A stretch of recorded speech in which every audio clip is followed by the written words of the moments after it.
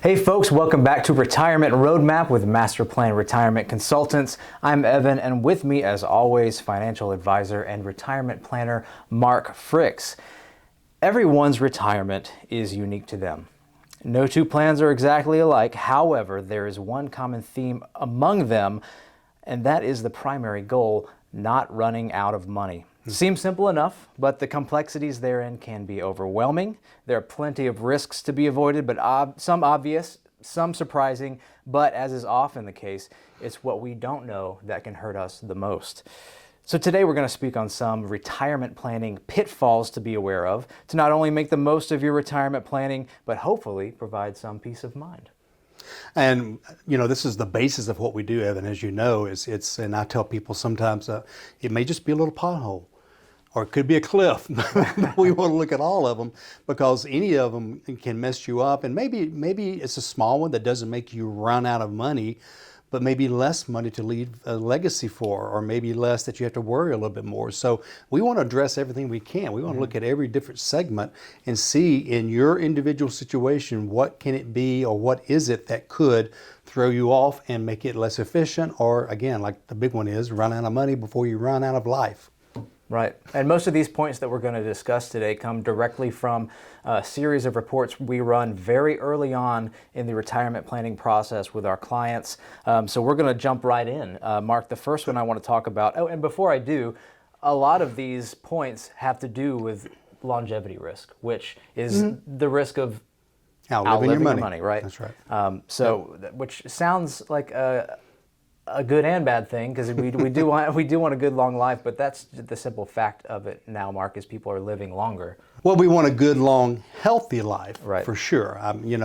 My father is 91, my mom's 89. They both are still relatively healthy for their age. They're independent, and so you run that risk. And it's so funny, people come in and they'll say, oh, well, I won't live past 80 or whatever. And I start telling them about science and reminding them of technology and DNA and cloning and growing organs in a laboratory and all this kind of stuff. And people start rethinking, well, maybe I may last a little bit longer than I thought. So it certainly is a danger. And, I've read the human body is designed to last 120 years.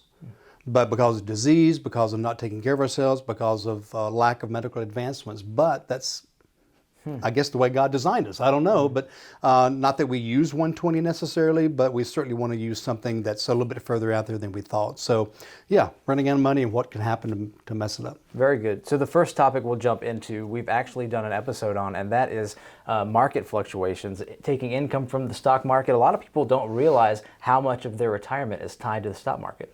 Yeah, well, that's, it's kind of designed that way. Most people save at work.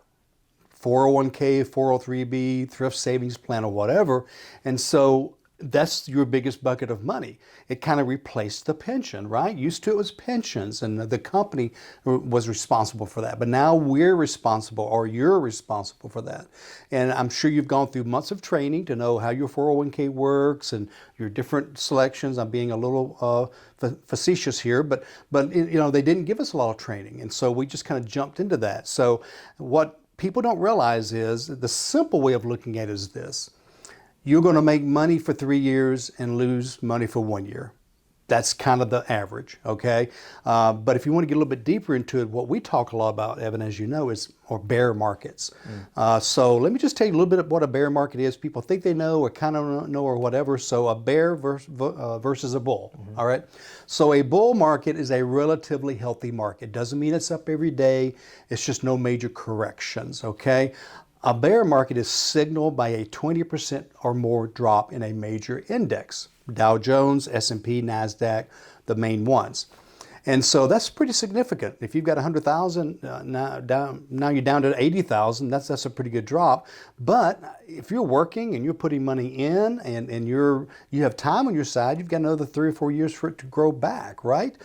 Not if you're retired, okay? And so that money, you're not putting new money in. And yeah, maybe you'll make it back in 3 to 5 years. The average recovery time is between 3 and 5 years, by the way. But think about this. What if you're living on that money?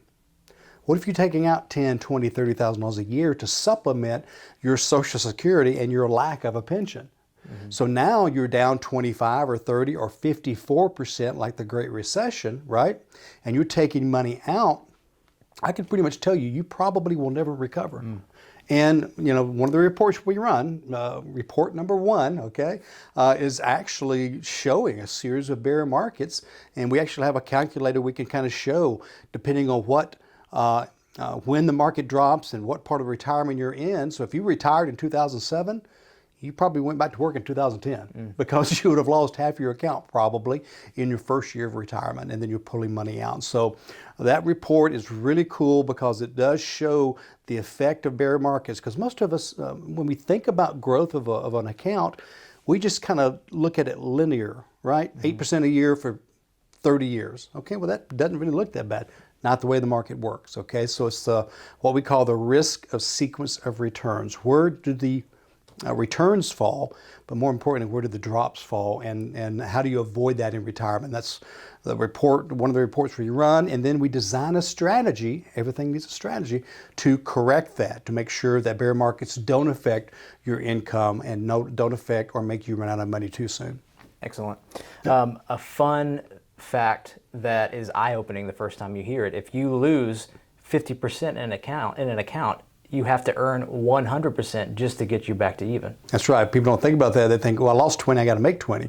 You have 100,000, you lose 20, you now have 80,000. What does it take to get from 80 to 100?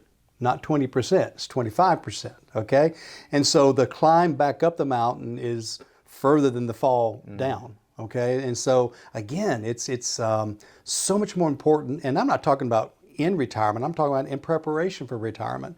Go ahead and begin preparing for this 5 to 7 years ahead of time. Begin changing the way we're growing our money, maybe putting our brakes on a little bit, not a lot, a little bit, and beginning to go ahead and design accounts that withstand market drops. And as you know, Evan, we believe in multiple buckets. So some of them are to create income, some are growth, some are protected, some are hedge against the market, all these types of things so that the bear market is not a problem in retirement. Yeah, and we have a whole episode dedicated to this topic alone. We're going to move on to the next one. Yep. But check that out, taking income in a volatile market, or market income volatility. Just watch them all. Well, yeah. Just watch them all. You'll stumble across it. Yeah. So the next point is income gap. Okay. So the income gap is basically what we see is going to come in retirement. So typically, if it's a couple, of course, each have a Social Security amount. And then maybe there's a small pension or something, but I'm talking about guaranteed income here. I'm not talking about, oh, I've got a rental house. Well, during COVID, you spoke to someone today about that. I absolutely did. And they said, no, you're right. We went like a year without any income. And then when they moved out, they trashed the place, So that's not guaranteed income. Dividends are not guaranteed income. So what is coming in guaranteed? And then what is it that's needed? And there's almost always a gap.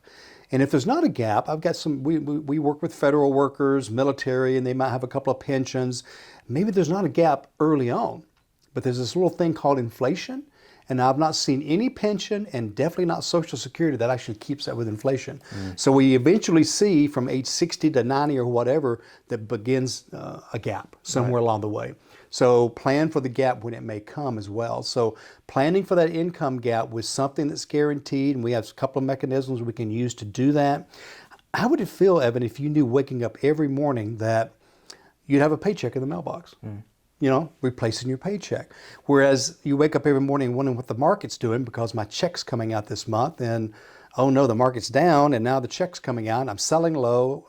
You get the idea. Yeah, and you'll see how this ties in perfectly with the first point of, okay, so what we've got that income gap. I've got my money in the market. Great. Maybe the market's doing great. That's a great place to pull from. But what happens when the market's not doing so great and you're forced to lock in losses when you have to withdraw those funds?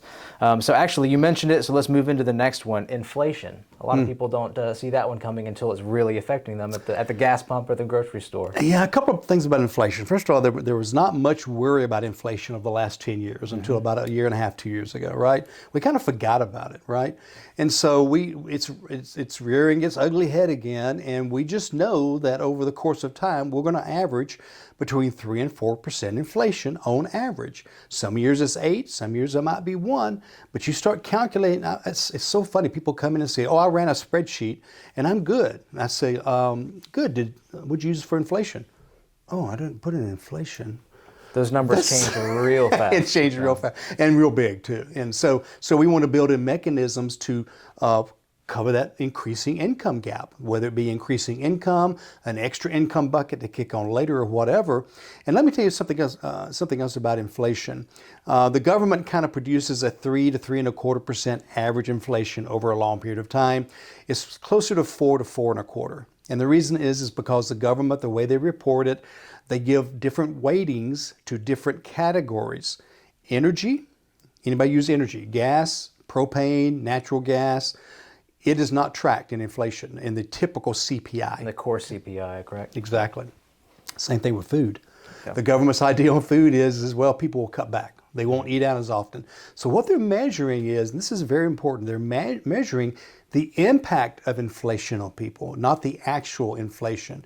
Gas goes up, people drive less out-of-town trips, maybe carpool, things like that. So I typically use 4% as opposed to 3 or 3.5%. And guess what Social Security inflation cost of living increases are? They average about 1.5 to 2. So you're going to fall behind. Well, and inflation goes up, what else follows? Prices everywhere. I mean, I don't know what we were. 8% was maybe the highest point we were in the past year or so. I think it's close to 9. Close to 9. Mm-hmm. It felt a lot higher at the gas pump or at the grocery store, and it still feels that way. Now, I could have used a buggy this big to buy $100 worth of groceries. It was crazy, and again, it compounds upon itself. It's not like prices are going to drop back to what they were. Right. They may drop back a little bit on some things, but they're not going back to where they were. Housing. We're not going to have another great housing recession this time, and there was a different reason for that. But even those houses have pretty much gotten back to where they were and outpacing. So it's not something that's going to disappear. We got to keep up with it. Quick reminder, folks, check out our website, MasterPlanRetire.com. There you can find retirement resources, links to our episodes, links to our seminars and webinars that you are welcome to attend. We'd love to have you. Most importantly, there is a Schedule Now button. Click that and you are taken directly to Mark's calendar. You can schedule your complimentary consultation with him. Feel free to take us up on that. Again, it's completely complimentary. We'll run some of these reports for you. At the very least, get a better outlook for your own retirement. Also give us a call, 770-980-9262. And again, that website is MasterPlanRetire.com. The next point, tax increases. So taxes. We've been in a period of time since really the Ronald Reagan era of lower taxes. If you look at the history of taxation, back in the early part of the 19th century, taxes, the top rate was as high as 60, 70, 80%. During the 50s, it was 90%. Okay? Now, I'm not saying we're going back to 90%. I'm not saying that. But I certainly know that unless Congress acts, that the Trump tax cuts expire at the end of 2025. So beginning in 2026, the average tax bill will go up by 22%. Okay? So if you've got that happening, then first of all, we need to go ahead and plan for it, all right? But even if they don't necessarily go up then, we have too much going on. We have Medicare going broke. We have Social Security going to run out of the trust fund in 2032 or 2033. We have baby boomers retiring, 80 million baby boomers retiring. We've got a government that's leaning more and more toward socialization. What can we give you? Why? So we can get your vote. Many times is what it's for. And so you've got to start covering that. And we have actually fewer workers, okay, based on the number of people retiring and things like that. So taxes, just count on them going up. So what do you do about it? Mark, what can you do about taxes? Well, we can create some tax-free income in retirement, but you want to start now. You don't want to wait. And there's like 3 or 4 different things we can do to chip away at that. And we want to run the numbers. We want to balance where you're at now to where you want to be. But that's something you really can't procrastinate on because our window is closing. The sale on taxes is going to be ending sooner or later. Let's go ahead and take advantage of the sell prices now. Mm-hmm. Excellent. And a lot of people don't realize that the tax situation that they're in, especially with a larger qualified account. Maybe you've got $100,000 in a qualified account. Maybe you actually only own about 70% of that, depending on your tax bracket. So there are a lot of hidden gotchas, as you like to say. There are some stealth taxes to look out for, whether it's capital gains or sales tax. One of our best attended classes, as you know, Evan, is our tax class. It's about taxes in retirement and how to maximize your money and minimize your taxes. And so we talk about, and you know, I'm not going to go through the whole list, but it could be a capital gain situation, whether it be rental property or stock you bought a long time ago and need to sell now. That's taxed. You've got, we don't think about things like property taxes. They've jumped this year, the last year or two, in most counties because our houses are now worth more. Right. Well, that's great if you're going to sell, but if you're not selling, you just have higher property taxes and probably higher insurance tax cost as well because the house is worth more. You've got sales tax, right? Almost every county and state has a sales tax. And I'm talking about when you go buy something. I'm not talking about the state tax. Many states have a tax. My cell phone bill has a tax, you know, hidden in there. So it's all of those creep up. I can remember several years ago, I think our county had a 2 or 3% sales tax. It's double that now. And you really feel it when you buy something big. If you go buy like a car and you go, my gosh, you know, $4,000 in taxes. Yeah, well, then you spent some money. And so all of this is going to continue. So we need to take steps. Now, some of that we can't help too much, okay? But some of it we can. When it comes to capital gains, estate taxes, or what they like to call death taxes, you might have a problem with that. If you don't have one today, it may be coming because Congress is already working on changing that law so that more of you will owe death taxes when you pass away. So you're right, stealth taxes are things we just don't think about or see until you experience it, and then it's too late. Next point, long-term care need. Mark, do you remember the average cost of long-term care annually right now? Depends on what part of the country. I think nationwide it's in the $110,000 range. I think in the South it's a little bit less, in the $90,000 to $95,000 range for a long-term care average nursing median. home. This is yes, even the... maybe sharing a room with someone, things like that. Add inflation to that. And by the way, healthcare inflation is about 6%. So that means in about 12 years, that number should be double. So you're talking about $200,000 in long-term care per year, okay? So they say that the average couple in today's dollars will spend $250,000 on health care. That does not include long-term care. That's Medicare deductibles, the cost of Medicare Part B, all of these other things. And so tack that on top and you start thinking, well, gosh, I don't stand a chance in retirement. I got to have $5 million. Well, there are tools out there. You know, we're not recommending today, but there is long-term care insurance. As you know, Evan, we're not big fans of that because it's just not it's got to be not very good. It's not cost effective. It's very expensive, hard to get, and it's continuing to go up. But there are some other tools that act in 2 or 3 different ways depending on what happens in your life. And so again, I think we may have done a show about that more, or maybe we'll do one in the future, but it's just other tools that are available. And being fiduciaries, we're going to look for the best tool for you, not let's go find a good commission product or whatever. We're looking for the best tool because we are fiduciaries. That is our license. And so we are required to do what's best for our clients. And so we understand what's out there. We understand what can help take care of long-term care.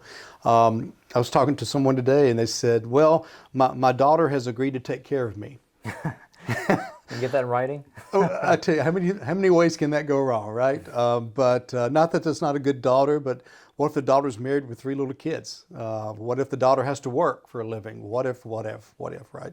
But yeah, long-term care is definitely another report we'll run for you. And then for folks that want to go further with us, we'll show them some solutions for that. Passing of a spouse. Yeah, so pretty much guaranteed we're all going to pass away. Very seldom do. Hope that's not news to you folks. Yeah, that's breaking news, film at 11. But basically, almost always it's one spouse before the other. And so that remaining spouse, and unfortunately, fortunately, I'm not sure, depends on whether you're male or female. It's typically the male first, okay?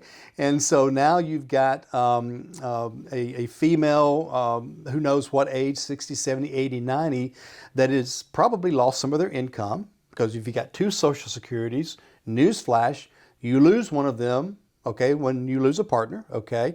You keep the larger one, but you lose the smaller one. So that's $10,000, $20,000, $30,000 in income lost. If your spouse had a pension, you may lose all of that, may lose half of that, it depends. And so may not always be a huge problem, but that is one of the reports we run. What if your spouse passes away at a certain age, and we'll pick a couple of different ages to try. And then if it is a problem, almost like a doctor, you go to the doctor says, well, you have high blood pressure, I ran a test. Mm-hmm. Well, we'll run a test. That test is what happens if your spouse passes away prematurely. If it does, we prescribe something. It's called a strategy, okay? And it's how to make sure that that's taken care of. And there's, again, multiple ways to do that, but you've got to consider it. Yeah, and even a small Social Security payment, if you are on a fixed income, $1,500 a month is a lot of money. It's a lot of money. It's a lot of money. And then if you start having health issues and nobody's there to take care of you, you have to bring in a sitter sooner. You have to go maybe assisted living sooner. It just kind of snowballs. Right.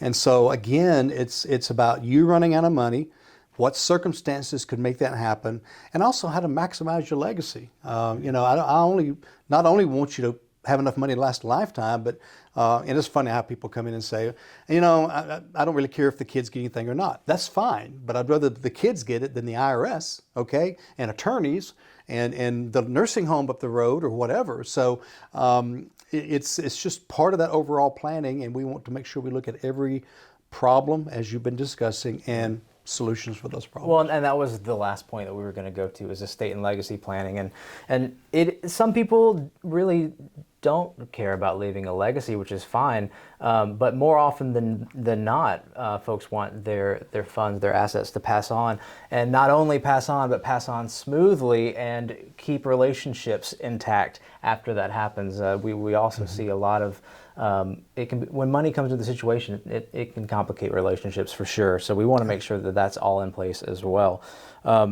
Any last minute topics that, again, everyone's situation is different. Everyone has a different approach, a different need. It's funny, I have a list of 15 things that can go wrong in retirement. Oh, you should have given me that. Continue though, next show. Yeah, no, but a lot of them won't affect a lot of people. But just think of some little things. I know we're running out of time, but what if my parents had to come live with me? Because they can't take care of themselves. Well, that's going to up my bills. What if one of my kids has to come back and live with me, right? What if, so there's lots of, one's called legislative risk, the risk of some law changing that affects my retirement. And so again, there are about 15 areas. Do we put as much emphasis on every one of them? No, but it depends on your situation. And again, why every plan is different. And again, why every plan is flexible. Great point. Folks, thank you again for your time today. We really appreciate you tuning in. Remember, you can find us on our website, MasterPlanRetire.com. You'll find multiple retirement resources, a link to the podcast, the YouTube channel as well. There you will find all of our episodes. Check it out. It's all education, all for you, so feel free to like and subscribe, as it were. But also, check out our seminar schedule, our seminars and webinars. Feel free to join those. They're usually about an hour long, plus a Q&A, and those run the range of retirement topics as well. Again, that's MasterPlanRetire.com. Don't forget to schedule your complimentary consultation with Mark. You can find us at 770-980-9262 if you're in the area. Otherwise, jump online, MasterPlanRetire.com, and we would love to hear from you. Hey, can't wait to see you soon. We're out of time, but until we see each other again, remember, plan well and prosper. Take care.